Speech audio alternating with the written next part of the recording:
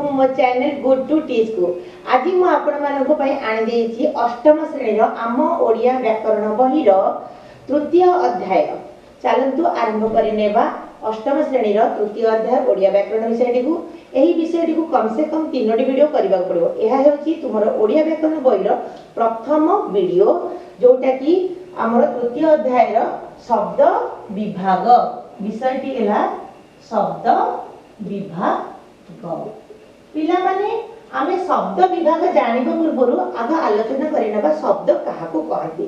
तुमे माने जानिथिबो वर्णमाला अ ठारु ल सेही परि स्वर वर्ण व्यंजन वर्ण हला मात्रार व्यवहार हला युक्ताक्षर हला।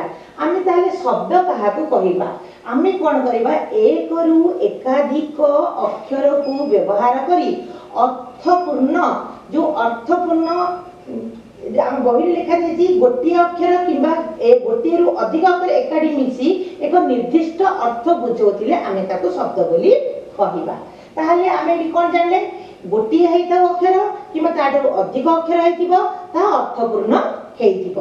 ताहाले गोटे अर्थपूर्ण जदि न हेइतिबो ताहाले आमे ताको शब्द टिए कहि परिबा नाही। उदाहरण आमे नबा जल। उदाहरण आमे नेले जल। जलर अर्थ आमे कोन जानिछे पानी जहा तरल जहा स्नान योग्य जहा पान योग्य।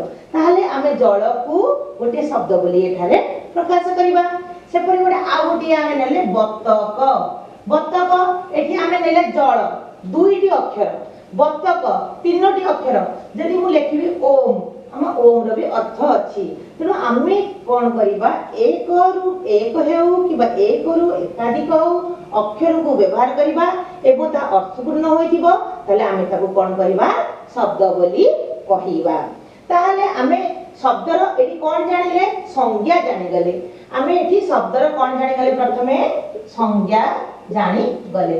आमे प्रथम द्वितीय आलोचना करिबा शब्दर स्वरूप। द्वितीयटा कोन आमे आलोचना करिबा शब्दर स्वरूप। शब्दर स्वरूप रे से कोन कहिला हम एठी तमन को कहिली गोटे हेतिबो अक्षर दुईटी अक्षर हेतिबो तीनटी अक्षर हेतिबो। से शब्दर स्वरूप होची गोटे अक्षर वाला हेताउ दुई अक्षर वाला हेताउ तीन अक्षर वाला हेताउ चार अक्षर वाला हेताउ माने पांच अक्षर। शब्दर स्वरूप एमिति अक्षर को नै बढ़ि जाय। एक अक्षर दुई अक्षर तीन अक्षर चार अक्षर पांच अक्षर। आमे गोटे गोटे उदाहरण नै जिबा। एक अक्षर पय लिखि दबा ओम दुई अक्षर पय लिखि देबा जल तीन अक्षर पय लिखि दबा बतक चार अक्षर पय लिखि दबा बरगछ पांच अक्षर पय लिखि दबा भुवनेश्वर। ओके तो एही प्रकार आमे कोन करिबा ना शब्दर कोन करिबा स्वरूप निर्णय कले। से परि आमे जिबा शब्दर प्रकार भेद।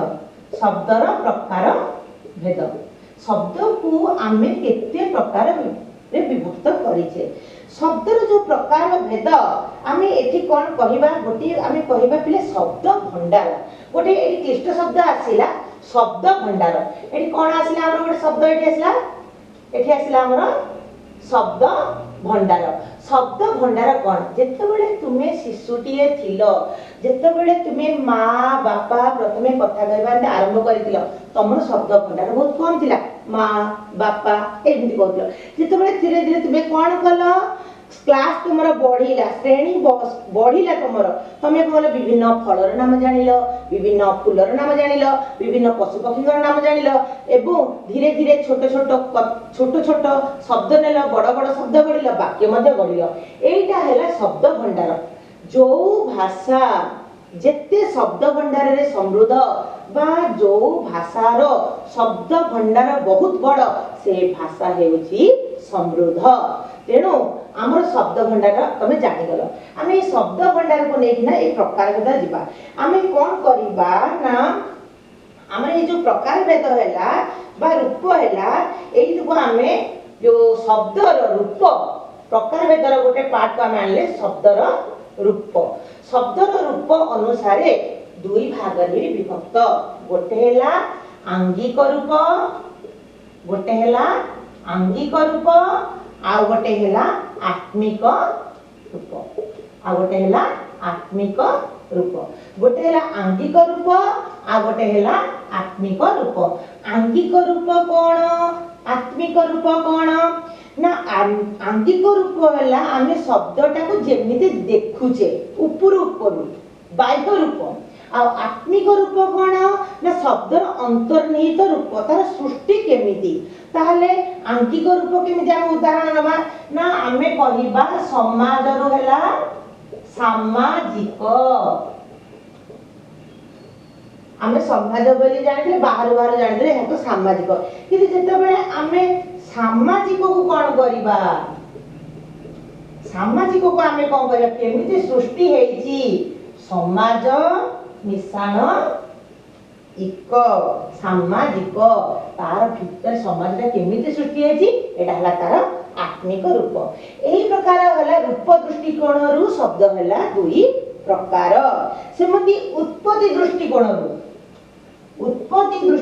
रु शब्द केते प्रकार ना उत्पत्ति तार सृष्टि केमिति हेची शब्दर सृष्टि केमिति हेची पृथ्वी पृष्ठ प्रथमे कोन थिला शब्द नथिला धीरे धीरे शब्द डेवलप है जो उत्पत्तिटा हेची सेही दृष्टिकोण रु शब्द को केते भाग व्यक्त करा जायछि ना सेही दृष्टिकोण रु शब्द को चारि भाग रे विभक्त करा जायछि प्रथमटा हला तत्सम तापरे हला तद्भव तापरे हला देशज तापरे हला आगत तुम्हें माने यदि मो पढ़िबार वीडियोटा को देखिला समय रे बहिर 32 पृष्ठ 33 पृष्ठटा ओडिया व्याकरण बहिर खोली दबो तार तुमर धारणा आहुरी क्लियर हे जिवो मु तो एठी आलोचना करि चालु छी तत्सम कोन ना तुम्हें माने जानि छ आगुर भाषा सृष्टि हे नथिला ताले आगुर प्रथम पुराना भाषा हला संस्कृत से जो संस्कृत भाषा को हमें डायरेक्ट किछि गुडे शब्द हम डे टू डे लाइफ रे व्यवहार करूचे जोटा को हमें पूरा डायरेक्ट संस्कृत शब्दटा को प्रकाश करूचे सेटा हला हमर तत्सम मु गोटे गोटे उदाहरण एठी लिखि देबी तत्समर तापर हला हमर तद्भव संस्कृत रो जात हेची हम सेटा को प्रकाश करूचे तद्भव देशज जोटा हम देश रे पुराना धरी कुहा चलीची से भाषा अद्यावधि कुहा चलीची देशज आगत जोटा हम देश रे नथिला एवं बाहर आसिकी मोगल माने आसिले इंग्रेज माने आसिले एपड़ दक्षिण साइड द्राविड़ माने आसिले ए सब जेमिति ओडिसा को मध्य तेलुगु संप्रदाय मिसी गला ए जो मिसीबा द्वारा जोटा सृष्टि होची एटा को हमें कहबा आगत तेणु वर्तमान एठी गोटे जस्ट उदाहरण देली परवर्ती पीरियड रे हमें कोन करे परवर्ती पीरियड रे आपको टिके कोन करे व्याख्या करिकी बुझिबा हमें तत्सम अर्थ कोन मत कहली पूरा संस्कृत रु आसीथिबो हमें जोडा कहूचे सूर्य हमर गोटे की भाषा संस्कृत भाषा एटा को हमें कहूचे डायरेक्ट सूर्य बोली भी कहूचे तेणु एटा कोथरे जीव तत्सम जीव हमें संस्कृत रु कहूचे कि परिवर्तन करिकी कहूचे जेमिति कि हमें संस्कृत रो गोटे शब्द हैला नदी हमें ताको ट्रांसफर कर दे परिवर्तन कर दे हमें भाषाटा तद्भव हबो न ई बुझी पारलो संस्कृतटा डायरेक्ट कहले हबो तत्सम संस्कृत को टिके चेंज करी कहले हबो तद्भव देशज जोडे ट्रेडिशनली कही आसुचे हम जे कहउतिले तांको बापा कहउतिले आमे सेडा कही चालीछे जेमिति कहजे हम पिले कोन कहजे दुआर बंधर एरुंडी एटा गोटे देशज शब्द कोन कहजे हमें एरुंडी बोली कहजे एहा एगो देशज शब्द सेमितिका आगत बा जोटा आगुरु हम पाके नथिला एबे आसीकी मिसी आइछि जेमिति गोटे कहया अदालत टेबुलु एई टाइप रो भाषा को हमें कहिबा कोन आगतटा टिके बड़ सब विषयटा बुझिबा भले कि आमे नेक्स्ट वीडियो रे बुझिबा ताहाले आजि पई ए वीडियो टिको एतिरे रखिबा रहउची नमस्कार।